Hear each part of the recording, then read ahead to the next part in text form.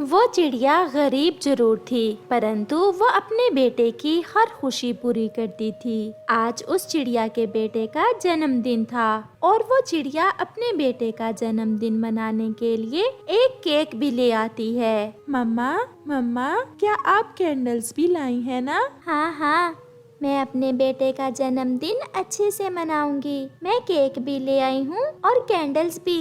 कबूतर और उसकी पत्नी भी आ जाते हैं। चिड़िया बहन, सब तैयारी हो गई है? सब हो गया। मिठाई, केक और कैंडल्स मैं सब ले आई हूँ, परंतु कबूतर भैया, हमारे पास कोई पक्का और लकड़ियों का घर तो है नहीं और मुझे मौसम भी बहुत खराब लग रहा है। अगर हवा शुरू हो गई तो हम कैसे मेरे बेटे का जन्मदिन मनाएंगे? चिड़िया बहन, क्यों ना हम बड़े पेड़ पर जो पुराना घर है उसमें चले जाएं। वहाँ अगर बारिश भी आ गई तो हम सुरक्षित रहेंगे।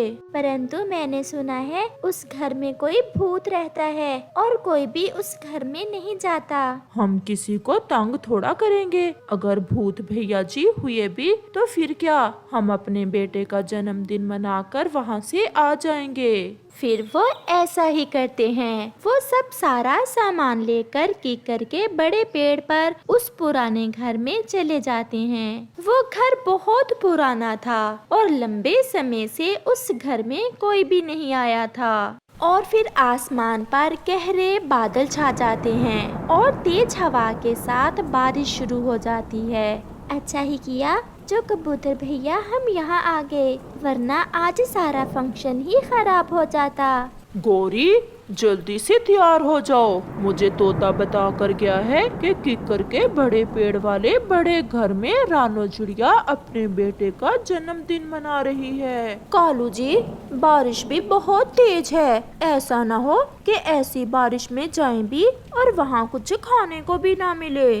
रानो चिड़िया शहर से बड़ा केक लाई है और साथ में मिठाई भी। फिर तो मैं जरूर जाऊंगी। फिर गौरी कव्वी और कालू कव्वा भी वहाँ जाते हैं। बाहर तो जोरों की बारिश है, परंतु चिड़िया, मैंने सुन रखा है कि इस पुराने घर में एक भूत रहता है, इसलिए तो कोई पक्षी इस घर में नहीं रहता।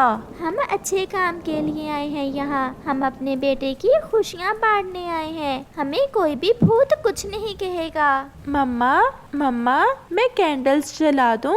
हाँ बेटा, आप कैंडल्स जलाएं और मैं अपने बैग से दूसरी खाने वाली चीजें निकालती हूँ। फिर चिड़िया का बेटा कैंडल जलाता है और उस अंधेरे घर में रोशनी हो जाती है और फिर एक अजीब सी आवाज आती है और कैंडल्स बुझ जाती हैं। ये आवाज किसी ने सुनी है और कैंडल्स भी बुझ गई हैं। मुझे तो लग रहा है कि वो भूतिया चुड़ैल आ गई है इस घर में।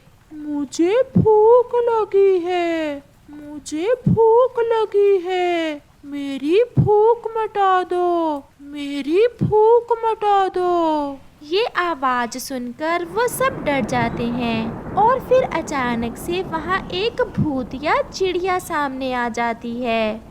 भूतिया चिड़िया जी, मेरे बेटे का जन्मदिन था। हम इसलिए बस थोड़ी देर के लिए यहाँ आए थे। बाहर बारिश बहुत तेज थी, इसलिए हम यहाँ आ गए। अगर आपको बुरा लगा है तो भूत जी, हम यहाँ से चले जाते हैं। तुम सब से मेरी कोई दुश्मनी नहीं, परंतु ये जो काली गोरी है, इसे खाने से ही मेरी भूख मिटेगी। क्या? भूतिया चिड़िया बहन जी, और भी तो पक्षी हैं। आप इन सब में से किसी को खा लें। मेरा क्या दोष है जो आप मुझे ही खाएंगी? भूतिया चिड़िया बहन जी, हम तो खुशियाँ बांटने के लिए यहाँ आए थे। प्लीज आप भी हमारी खुशियों में शामिल हो जाएं और हमें मारने की बजाय हमारे साथ मिलकर केक काटें। आज से 3 साल पहले जब मैं कई दिनों से भूखी एक पेड़ पर बैठी हुई थी, तो इस काली कौवी की माँ ने मेरा भोजन छीन लिया था। मैंने बड़ी मिन्नती की इसकी माँ की। मैं बहुत दिनों से भूखी हूँ कौवी बहन। अगर आज भी मुझे भोजन ना मिला तो मैं मर जाऊंगी। तो मैं तुम्हारा भोजन खाकर तुम्हें मार ही देती हूँ। और फिर उस कौवी ने मेरा भोजन भी खा लिया और मुझे मार भी दिया। बस उसी दिन से मेरी आत्मा भूखी है और जब तक मुझे भोजन नहीं मिलेगा मैं ऐसे ही भटकती रहूंगी। चुड़ैल बहन जी, आप तो बहुत दुखी हैं। चुड़ैल बहन जी, आज मैं ये केक अपने पंखों से आपको खिलाऊंगी, इसलिए जो पाप मेरी माँ ने किया था उसका बदला आप मुझसे ना लें।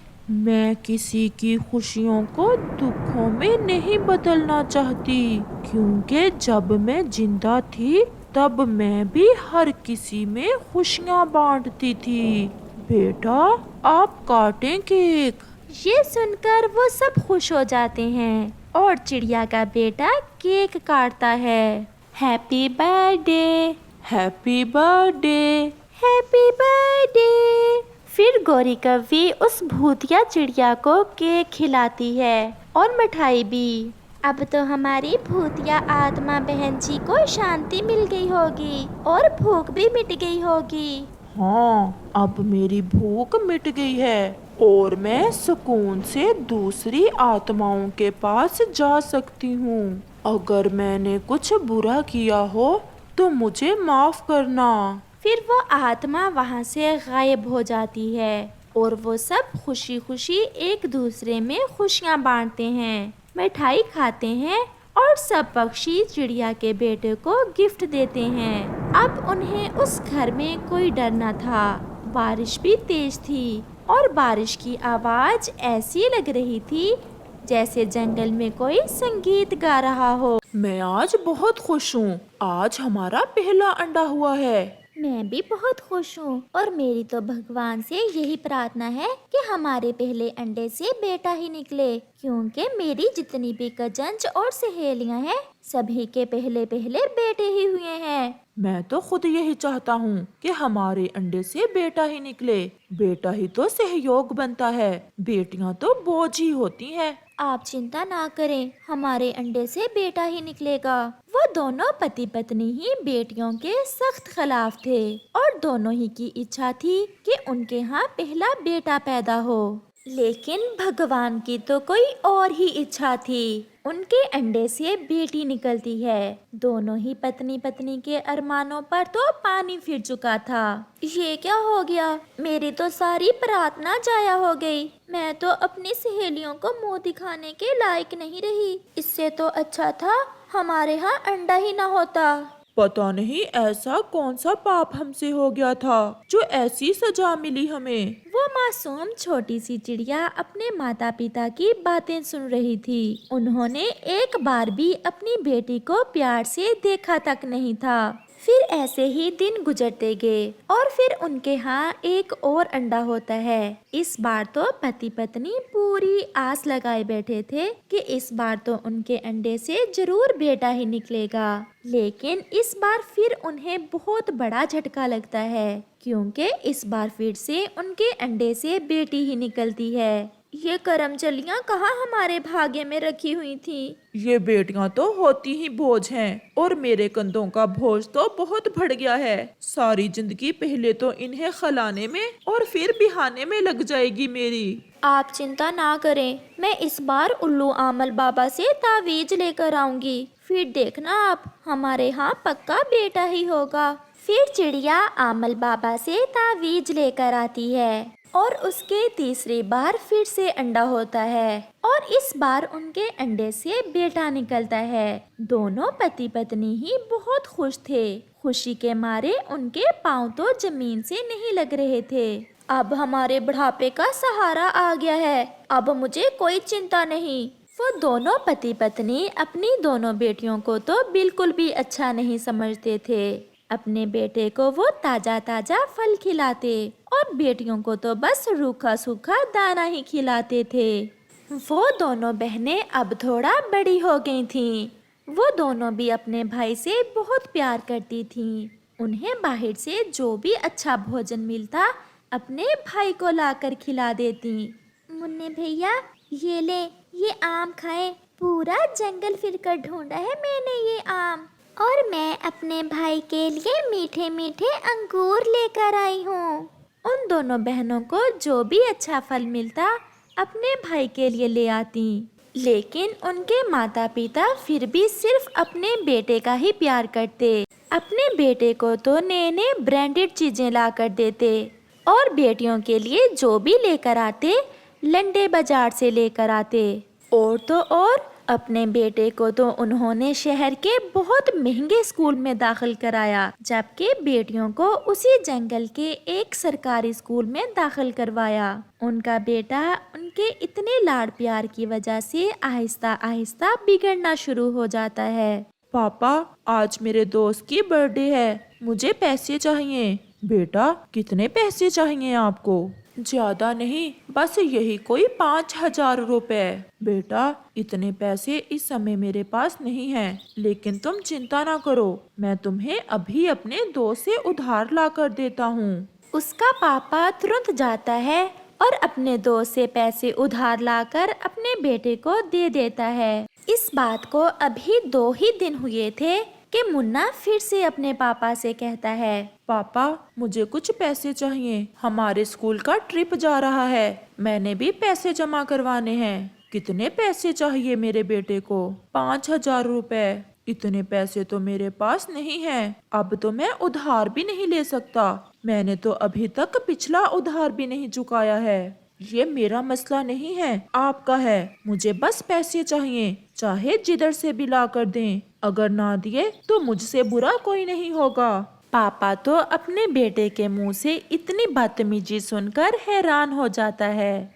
अब तो मुन्ने के स्कूल से भी मुन्ने की शिकायतें आने लगी थीं और फिर वो तो पढ़ाई भी छोड़ देता है और सारा दिन आवारागर्दी करता रहता है। अब तो वो जवान हो चुका था और एक चिड़िया से उसकी दोस्ती भी हो चुकी थी। मैं तुमसे शादी करना चाहता हूँ। वो तो ठीक है, लेकिन मुझसे शादी करने के लिए तुम्हें अपने माता पिता से अपने सारे रिश्ते नाते तोड़ना होंगे। बस इतनी सी बात, समझो वो तो मैंने तोड़ भी दिए। फिर मुन्ना अपनी पसंद की लड़की से शादी करके हमेशा हमेशा के लिए उसके साथ चला जाता है। जिस बेटे का उन्होंने इतना प्यार किया था, आज वही बेटा किसी गैर लड़की के लिए उन्हें छोड़कर जा चुका था।